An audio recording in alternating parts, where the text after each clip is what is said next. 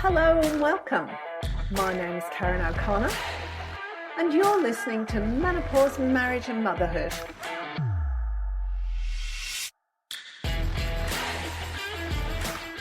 Hello and welcome. I'm here today with Ryan again. No, Hi.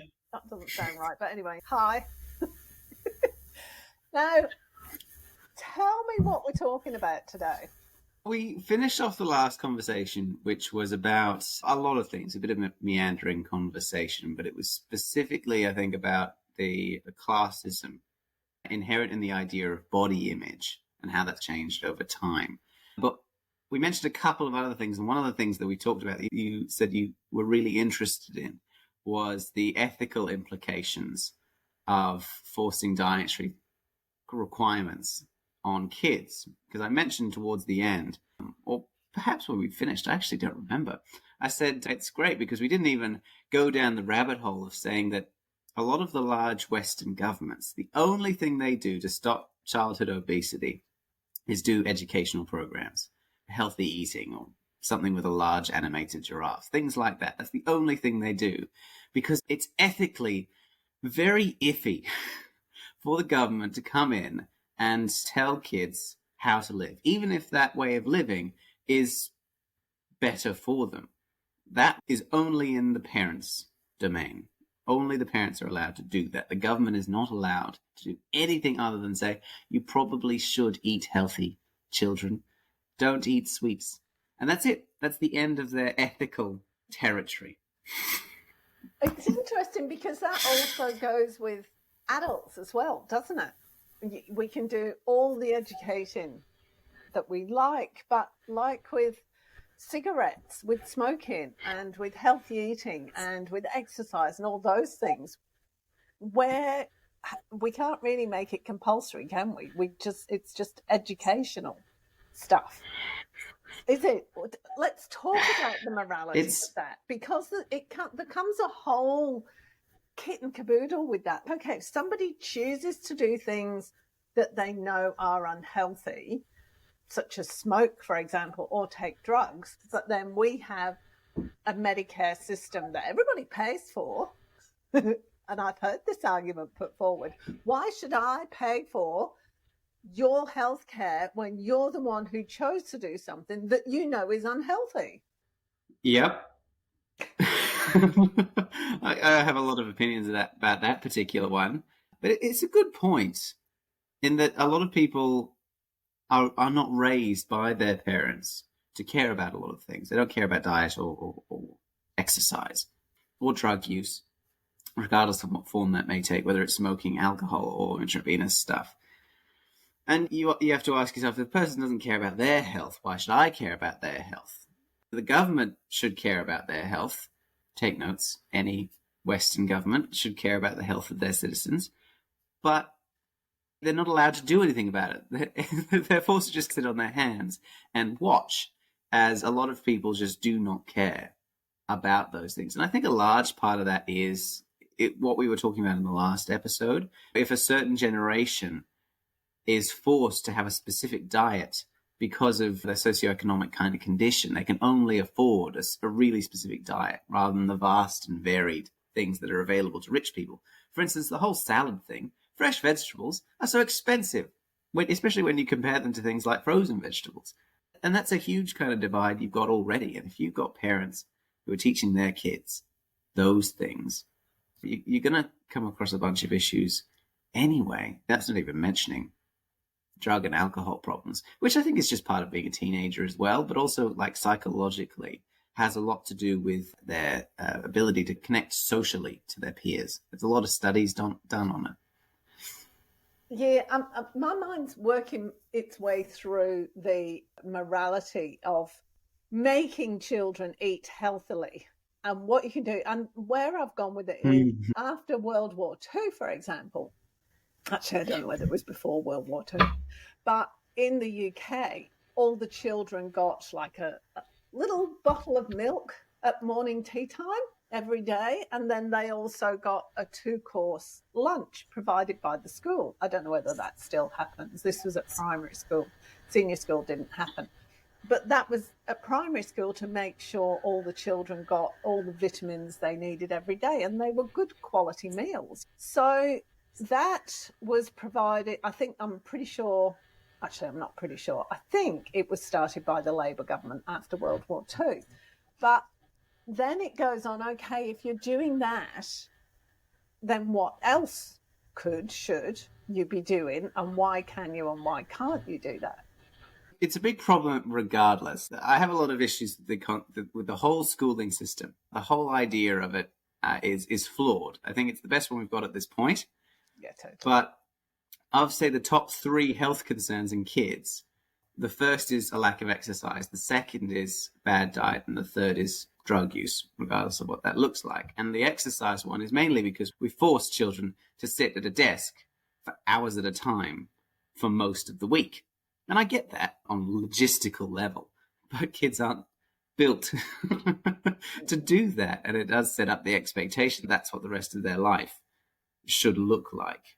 So on the one hand, the government, I think that illustrates that even though the government should care in making things available and universal for everyone, you're going to automatically take away some kind of fundamental part of what it means to be a kid and do these things for yourself. If you leave a child to its own devices, it's going to get in all sorts of trouble, but it will definitely exercise and it will definitely eat and it probably won't do drugs.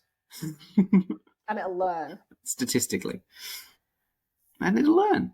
There are problems with that, obviously. But I think that's the ethical part of it is no matter how much you care, and I think this is a problem with parenting, and I'd be very interested in your opinion. No matter how much you care, there is a limit to what you can achieve on your own by interfering in someone else's life.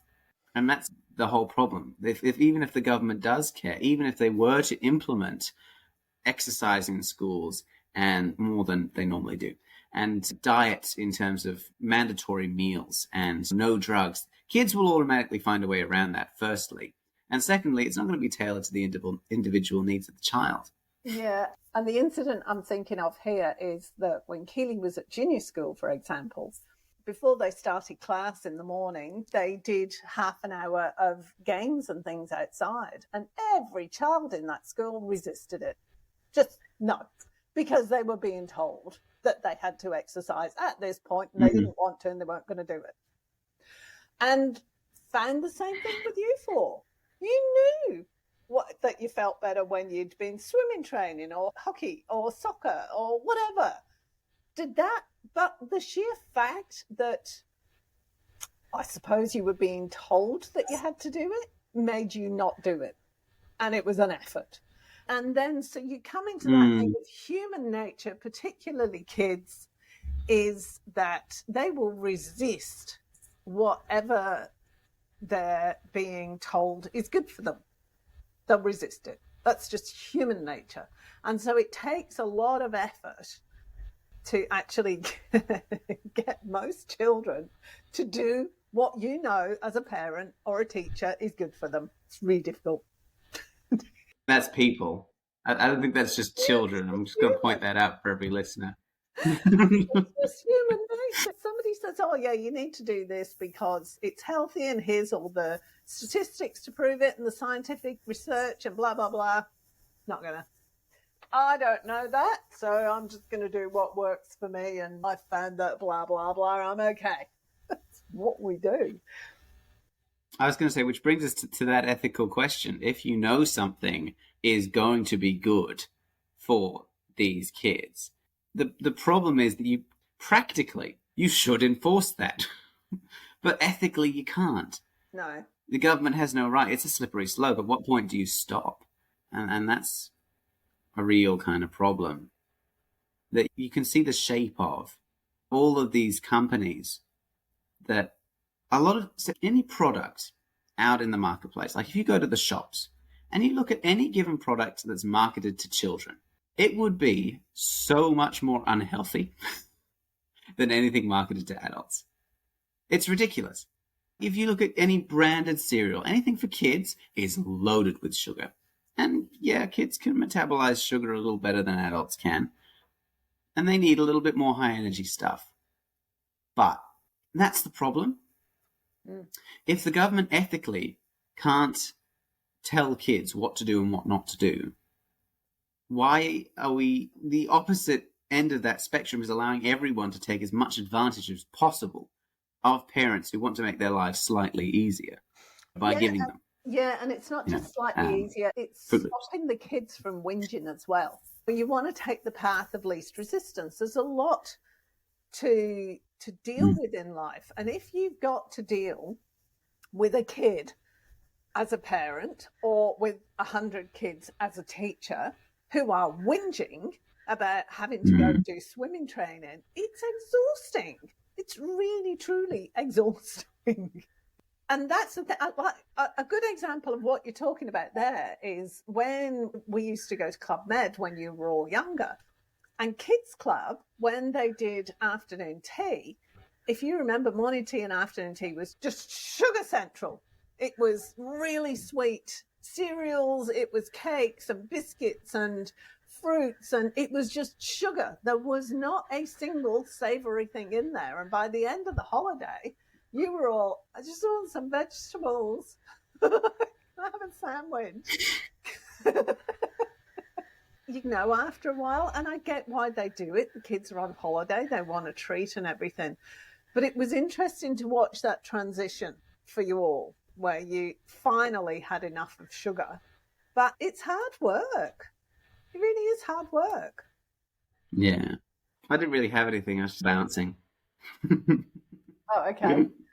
So let's go more into the ethics of this. So I just finished off saying it's really difficult, but let's move on into the ethics, because you were talking about the UN, for example, and what the government can and can't do. How did the UN decide? Or is it the UN that decided? Is it UNHCR or whatever that decided what you can? Yeah. So there's this document. I'd recommend everyone looks it up who's interested in being around or having been or having children, called the United Nations Rights of the Child. Oh, yeah. Big, long document about what every country should respect about children, about an individual child, what their rights are, and what our obligation to children is. And according to the UN Rights of the Child, governments, that's ethically why governments can't interfere. It's one of those limitations of freedom that shouldn't be imposed on children. It should be also noted that the rights of the child are a little bit more strenuous than the rights of man, woman, but that's because it takes a village to raise a child. I think it's an interesting question for any parent, because sole responsibility for children is laid on the parents, particularly in the last 50 years or so. We've moved away from those kinds of, you used to get whole families piled in together, several generations at once, so you could share a lot of the responsibility of child rearing. Whereas in the Western world, following America, we've gone into that kind of atomic family, where you've got a nuclear family, where you've got the mother and the father and the several kids. But the mother is responsible entirely for the children because the dad's off working full time. But that's, as you were saying, that's exhausting. And you can't just hand off children to another caregiver and know that they'll be safe. You have to pay for that, which means that you've turned the rights of the child into something that a capitalistic society or commercial society can take advantage of. It becomes automatically a little bit more flawed than it should be. As a parent, my question is, do you think things would be better if the government forced parents to do more things? Like what? In terms of what the children eat and exercise and limiting time on the computer? Yeah. It cannot be argued that there is a certain amount of exercise, a certain dietary requirement, a lack of drugs are all really good for kids. And as we're all aware, listeners, there are some parents out there who do none of those things. The kids are left to fend for themselves. The government ethically can't involve themselves directly with the kids. So the next ethical option is forcing parents to do specific things. And we have that. We have children's courts and child abuse stuff, but it's a far cry from child abuse to making parents take their kids to exercise. And that's an ethical kind of problem. It's a bit of a muddy puddle, isn't it? If the government starts coming in and saying, oh, you need this in order to raise your child properly, who are they to say that? So I'm interested in your opinion as a mother. Where my brain actually went with it is the childcare industry, because that's your aunt and uncle own childcare centres, and the legislation and the the checks and all the inspections and everything that they have to go through in terms of what they feed the kids, how much exercise the kids get, the education the kids get, all of those kind of things. And where I went with it is it seems like because the government can't impose those restrictions on parents themselves, they instead impose them on schools and childcare centres to try to make sure they're doing as much as possible without actually doing anything with regards to the parents. I'm glad we got onto this topic because I have a lot of opinions about it. Listeners, for a very long time, I worked as a children's educator. So I used my entertainment training to teach kids from 6 months to 5 years about all sorts of very useful things like colors and numbers and how to dance. And it gave me a lot of opinions about the childcare industry as a whole. And they're not all bad opinions. I'd like to say that outright. I have a lot of respect for people who go into childcare. I really do. And I understand that the government imposes a lot of these things because if a childcare facility opens, they're claiming to be professionals. They claim to know what they're doing, which means they really should know what they're doing. And the hoops they have to jump through are strenuous. They are not easy. That being said, I've seen no small number of childcares that do exactly the bare minimum or less, that pass their tests on one day, having presented the entire centre as well as could possibly be, and then as soon as the test is done, dial it all back because the owners want to make a profit. Because the childcare industry is a commercial endeavour. You take money for looking after children, which means that in order to make money, what you've got to do is dial back on the quality of the food. Got to dial back on how many people you have in the centre. You've got to dial back on the quality of the play equipment. All of those things if you want to make money and not want to look after kids. I have a lot of opinions about this. And so I understand why the government makes them jump through so many hoops. And it's because a lot of people just cannot be trusted with that. Because the sniff of money means that they just remove a whole bunch of things that kids should have. Mainly people. The ratios of childcare educators to children are way off what they should be practically everywhere. And one of the reasons for that is because it's hard and the pay is not good and people don't want to do it. No one wants to deal with 30 squalling children at a time. No one does. But because the pay is bad and because people want to make money, they will deliberately make the ratios really high. One educator to 10 kids, 12 kids. And when those kids are under 5, that's a very high ratio. At the age of 3, one child will need almost constant supervision.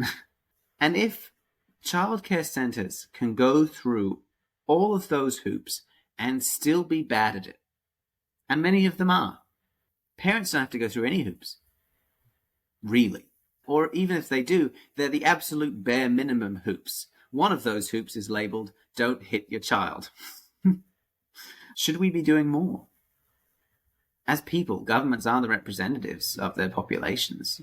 Their decisions, we think of them as a separate entity, but they're not. Not really. They're us. Yeah, but that's the problem, isn't it? Because they're not. People who go into politics now tend to go into politics not to necessarily represent the people. They go into it for themselves.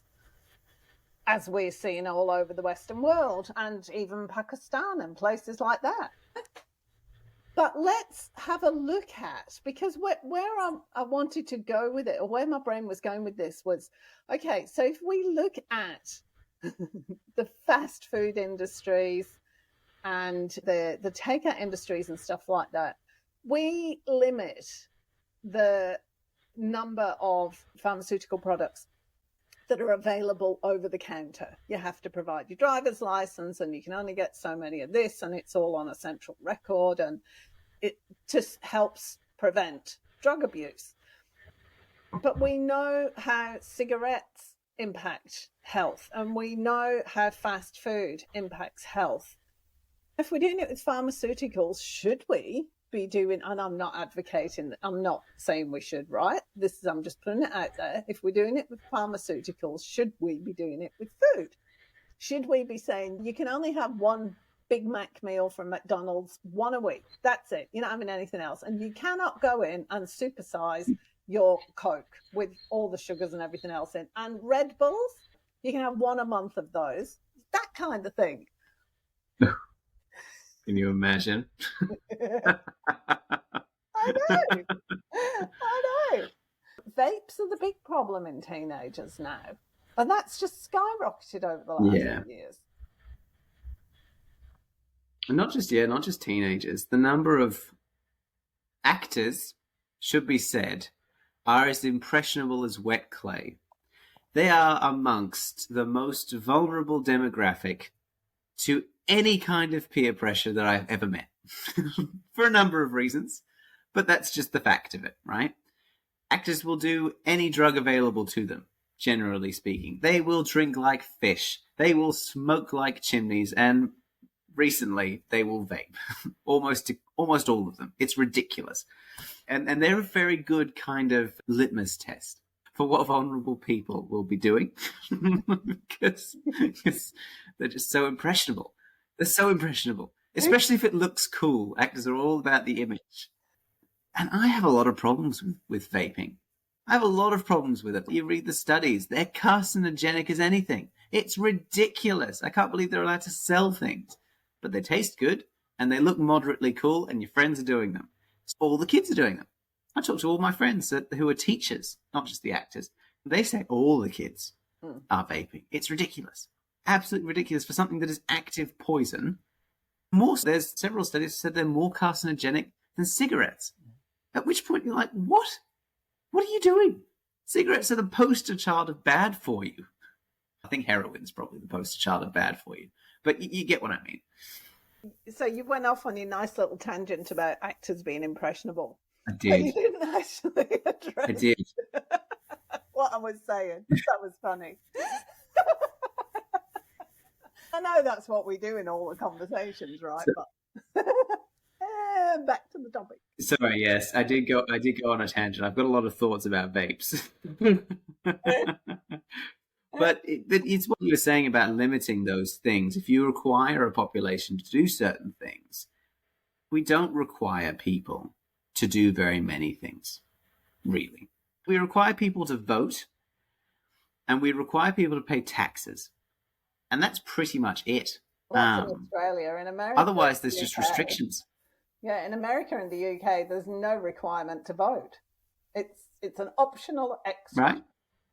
Australia, no, you have to vote. And there's a lot of questions. You have to vote. And which I personally think is good, because a government is supposed to be representative of the population as a whole. And anyway, that's a whole other thing. But the amount of oversight that we can inflict upon people to force them to be happy, to force them to be healthy, especially when the things that are bad for us are so convenient. So maybe the solution then becomes not that we require people to do certain things, that we stop them from eating certain things, or we force them to exercise once a week, for instance. Maybe it's that we've given too much power to people that sell things. Look at Happy Meals. We're talking about fast food. Look at Happy Meals and the concept of them. Here is a meal that you can pay a scientist somewhere in America to say is healthy for children.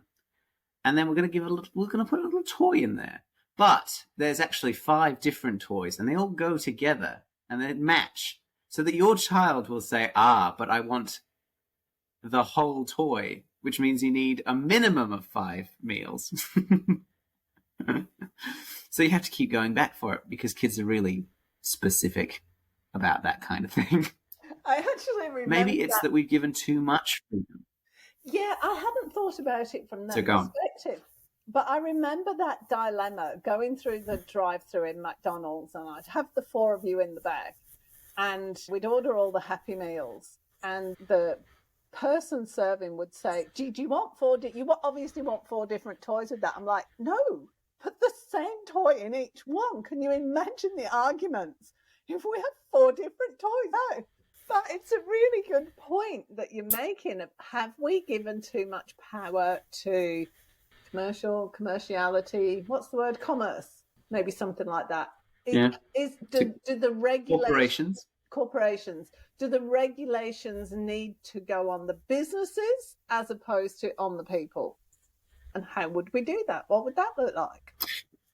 I think if we're talking about ethics, if we're talking about the ethics of a government not being able to interfere with its people, then we should talk about the ethics of selling things. Is it ethical to sell a child a vape? Is it ethical to sell someone a vape if you know they're going to give it to a child? Because we restrict alcohol, but we don't restrict a person's alcohol, like an individual's alcohol. We restrict the businesses. We implement taxes. We implement import licenses, things like that.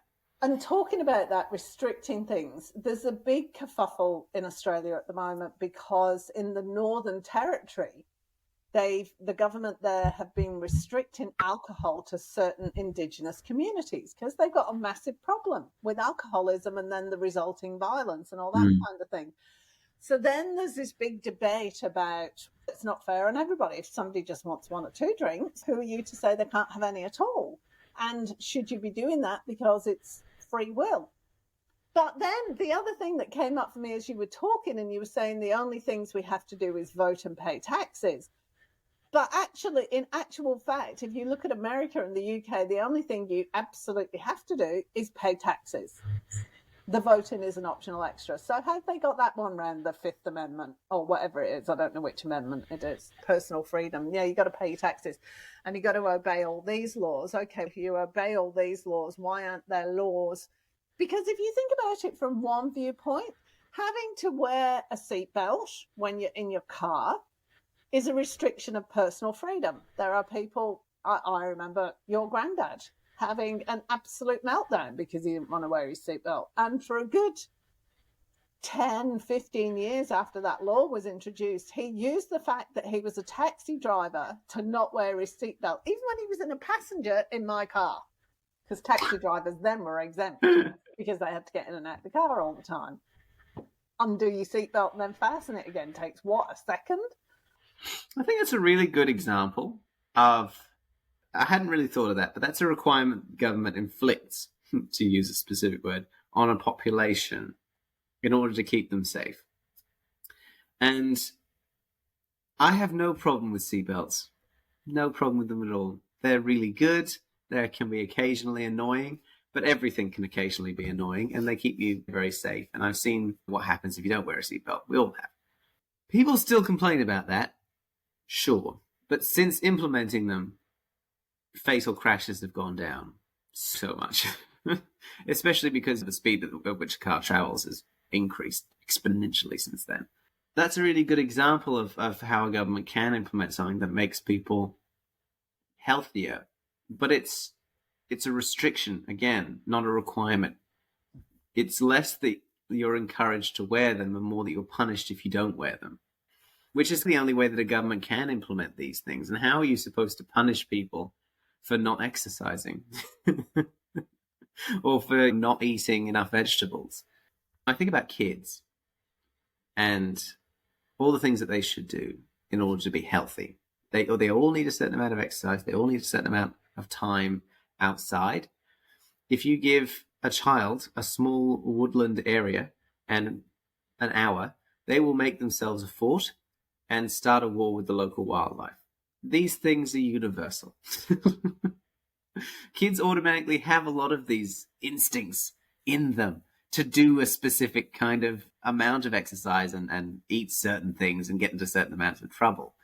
But the requirements that we have are all just about caring about people.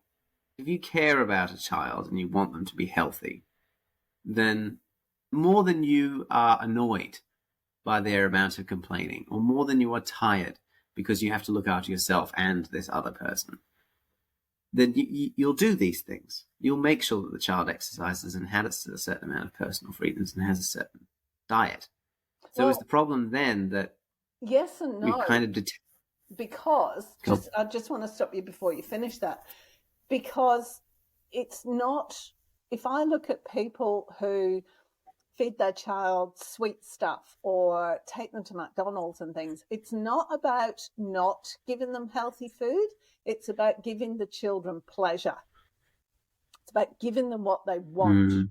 And that's the issue. It's, you might be fully aware of what that child requires in order to be healthy, but you also want to keep them happy. And if keeping them happy involves buying them a bar of chocolate or taking them to McDonald's, that's what you're going to do. So it's not just about knowing and being aware of. There's a whole other range of things that you want to do as a parent. That's a good insight, because someone who doesn't have kids, I don't think of it like that. But all four of you have told me fairly regularly over the years what deprived children you were, because I wouldn't feed you chocolates and lollies, and you didn't have this birthday cake with super sweet, sickly, drizzly stuff goozing out of the middle. You've all told me that. Yeah. I remember the birthday cake book. That was a bad idea to have gotten that. Yeah. So it's just like we started this talking about what a government can ethically do in terms of a person's health, specifically a child's health. Because according to the rights of the child, the government cannot implement restrictions like that. They have to allow freedom. And parents are under an insane amount of pressure, because the idea that one or two parents alone are responsible for a child, or you send them off to an institution like a childcare or a school, and they're just not your problem while they're there.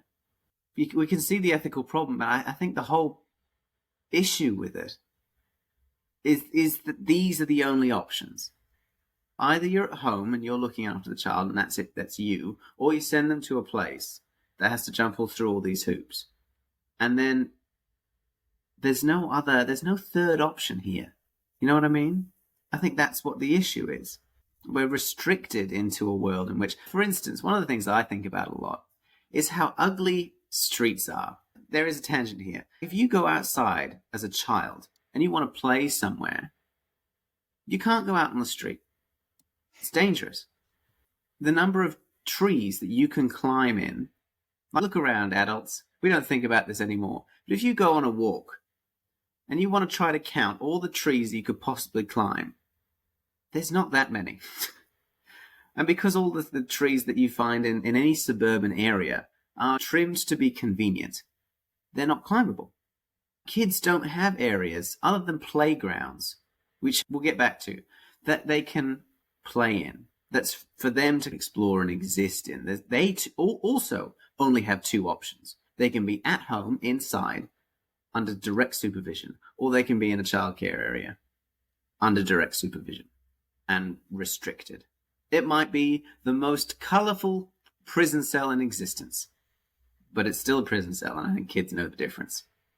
And when you go to a playground, that's also the same thing. You've got this jungle gym area. It does have slides and bouncy things and swings, but it'll get boring if you go to that every day. There's only a certain number of things you can do on a slide. You can go up it, you can go down it, you can climb on the underside of it like a strange monster, but that's it. The number of things you can do with the tree is exponential because it's got all these different things. You can climb all the way up to the top. You can break your leg. That'll be fun. You can take some leaves off and make a hut You can throw sticks at passers-by. There's any number of things you can do with a tree that you can't do with a slide, because a slide is very safe and a tree is not. And I've got a lot of opinions about that, but I think that really illustrates the point that kids are as trapped as we are in the fact that they don't have any more options. They've got two options. We've got two options. And that's the ethical dilemma. Should we implement more control? It is ethically iffy. But at this point, we're being forced into two environments. And it's like the classroom problem. That's why kids are unhealthy. If you give kids sweet things, sure, that's great. But at this point, giving them pleasure, like giving them sweet things or taking them to a jungle gym, like we did when we were kids, buying them nice, bad for you things is the only way they get pleasure. That's what I think. Excuse me, I hadn't even considered that at all. Partly because when you were growing up, we had that property, 5 acres, and I'd just let you out the door and off you'd go. You'd come in when you were hungry, or not even if you wanted to go to the toilet. But it was great. We got into so much trouble. Yeah, you did. I know. And what I found really interesting was that 5 acres just wasn't enough. You had to go and explore next door's property and the one beyond that as well. Yeah. It's just got to be done, right? Yeah, you do. You do. You had to go and dig up ants' nests, and then you built huts out of all the sticks that you'd gathered. But even then, I remember thinking, I don't know. I often look at playgrounds packaging in toys, and not just toys, packaging for pet stuff, right? And it's aimed at the adult. It's not aimed at the kid. It's aimed to attract the adult and what the adult thinks the child is going to like or the pet is going to like. Which takes us back to that conversation about should restrictions be placed on corporations, companies, and the products that people are putting out. Because is it Sweden that you're not allowed to advertise anything to children under 14? It's one of those countries. To directly market. I can understand that. At children. And I think that should be the case as well. Until you are old enough to understand what's happening, you shouldn't be sitting watching Disney or what's the other channel, Nickelodeon, and getting bombarded with all these toy ads or fast food ads or whatever. I can understand that. I'm just thinking about it. I think about that, the lack of neutral space for kids a lot of the time. I've read any number of studies about children's interactions, right? And I think I might have mentioned on an earlier podcast, but there's a very measurable trend that when kids are left to their own devices, their internal interactions, their societies become safer for the individual from each other. Not from external threats, but from each other. The more parental or supervisory influence they have on things like bullying, the more unequal their interactions become. And I think about that. And then I think about how they call it hostile infrastructure, like the streets that we drive on every day, like the cul-de-sacs and the roads that we have in suburbia aren't fit for children. And I think about that. And I think about how there's a trend for smaller and smaller gardens and larger TVs. And I think about how there's also a trend for more and more separate families. Grandparents, uncles, aunts, cousins all live further and further away from each other. And the family is now a family of, I think, on average, 4 1/4. It's going down. It's going smaller. That's your family. That's all you have. And I think about a growing trend of meaningful relationships being fostered over the internet rather than in face-to-face. More and more, the only meaningful interactions you have are people that you see face-to-face. But there's also a trend of the vast majority of interactions you have are via the internet. So I think about all those things. That horrible equation. Because at the bottom of that is a whole world, I think, that is hostile to a small child. And a lot of it is in the name of keeping that child safe, which is a good thing to want. It is a good thing to want. I can understand that. That's something that I think about a lot. That's why I'm quiet, because it's just this whole horrible long equation with some incontrovertible maths. And it makes me a bit sad, honestly. It makes me a bit sad. You tell me all the time of your childhood, and the number of times you mention the moors near your house is 100, 1,000 times more than you mention the inside of your house. But if you take the average child and you ask them where they spend the majority of their time, or where they go when they go outside, they won't have that. The average suburban child's time outdoors will be to a park. They might go to an oval. And listeners, if you don't know what an oval is the most barren and featureless landscape you could possibly design. And that is where you say children can have fun. It's actually and so I think about all these things. It's an Aussie rules football pitch or a cricket pitch is the oval. Yeah. It's just a field. It's a big field with some poles in it. Whereas if you asked me to think about when I was a kid, and if you were to ask me as a child, what kind of landscape would be the most fun, I would have told you a woodland area with a stream is the most fun sort of area for a child to play with. Ideally, there would be water in that stream, but we lived in Western Australia, so that's a little bit too much to ask. And yes, the plants wanted to kill us and eat us in WA, but that just made things more fun. And we certainly used that to our advantage. So, yeah, it makes me a bit sad, all of that kind of stuff, because there's no easy fix to that.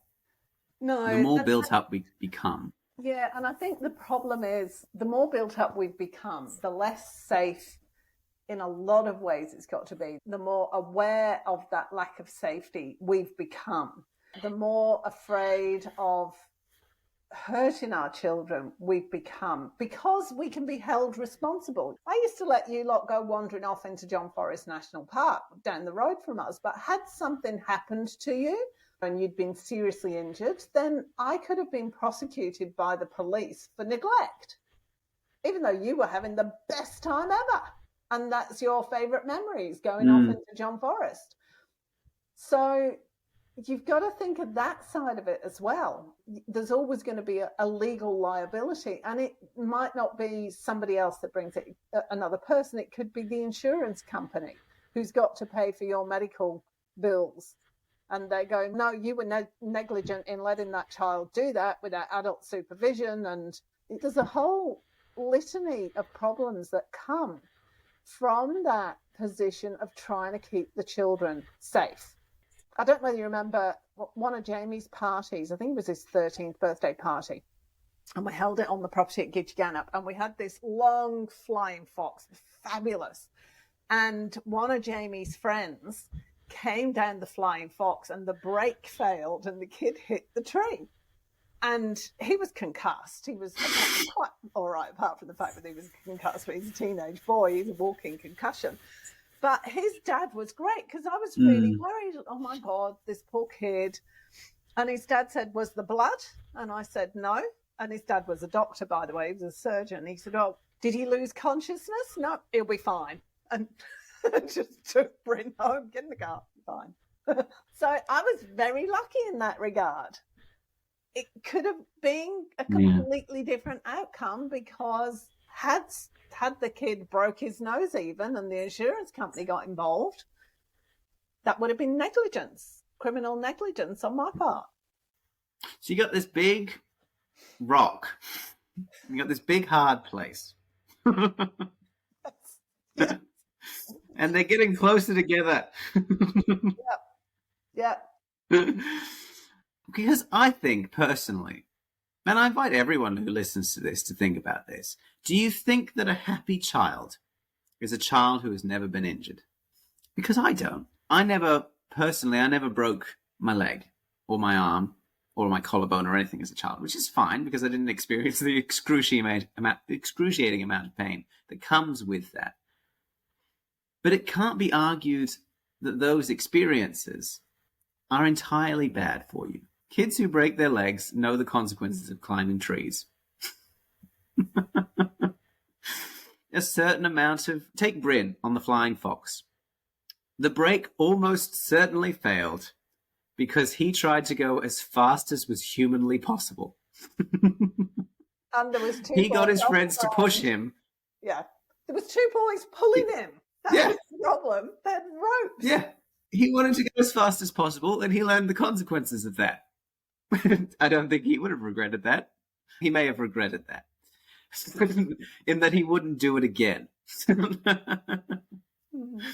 But you can only say that when you've experienced it the first time. A happy child is an alive child. But I don't think an uninjured child is a happy child, personally.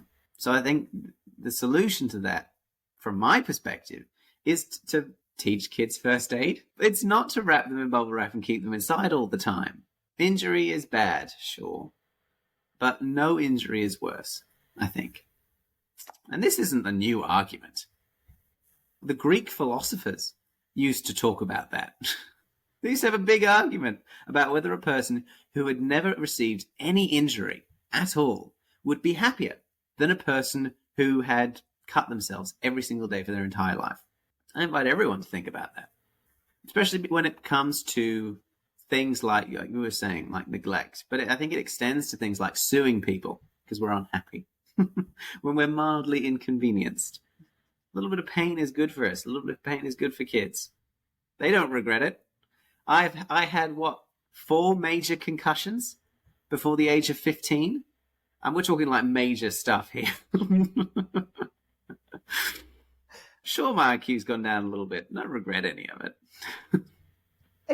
But it's interesting, as you're saying, that those injuries are the ones you all remember and laugh about. Keely with a knee. Keely put her knee through the window. She was trampolining on a bed, bounced off the bed and stuck her knee through the window. It was like our last day in that house, too. I think she was packing up her bed. She was. Like when we were moving out. And she was like, I must bounce on it one last time. And I heard this terrific crash. But it's accidents. Remember the time Jamie was climbing the tree and he fell out and landed in the parrot bush? Parrot bush, people, is like a cross between a holly and an acacia tree. It's got spikes on it that are like that long. It is vicious as all hell. Only grows in Western Australia. It's the angriest a plant can be. You can't get an angrier plant on the face of the world. He came out cut to ribbons. His clothes were in shreds. Yeah, he wasn't physically injured apart from the injuries the parrot bush inflicted on him. But those are the ones... I don't envy him. That would have been so painful. It would have been, yeah. Yeah. He didn't get his eyes. He didn't really get his face. A little bit. But his arms and his legs were cut to ribbons. But in retrospect, how easy would it have been for him to lose one of his eyes, falling into a bunch of parrot bush? We know how spiky they are. Would have been really easy to do some irreparable damage. But that makes it all the more... would we have a different perspective? But that near miss makes it more memorable and makes us laugh at those things a bit more. Yeah. In a way. Maybe it's just me. Yeah, it does. I think we should ask Jamie about that. I think his opinion is fairly important here. But yeah. And I think it's a good conversation to have, to contrast what we were saying about forcing people to do things that are good for them. Exercise is good for you. Food is good for you. Falling out of trees into parrot bush is a mixed basket at best. That's the thing. So if we want kids to experience things that are bad, why should we stop them from not exercising? Why should we stop them from eating poorly? Why do we get to decide what bad things they should experience and what good things they should experience? What's the difference there, ethically? That's a good point. Hadn't considered that. I think that's a good time to wind up. I think so too, before we go any more in circles. We're going in circles like that, loops. Yeah, it's like a spiral. We're spiraling. You and me, we're spiraling. Spiral. We spiral into weird, and then we go off Yeah. on tangent.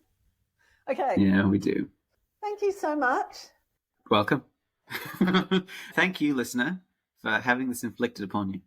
I hope you enjoyed it. If you enjoyed this episode, be sure to subscribe and don't forget to rate and review this podcast and share it with your friends. Thanks so much for listening, and I hope you're leaving with some thought-provoking information that can make a difference in your life. See you next time.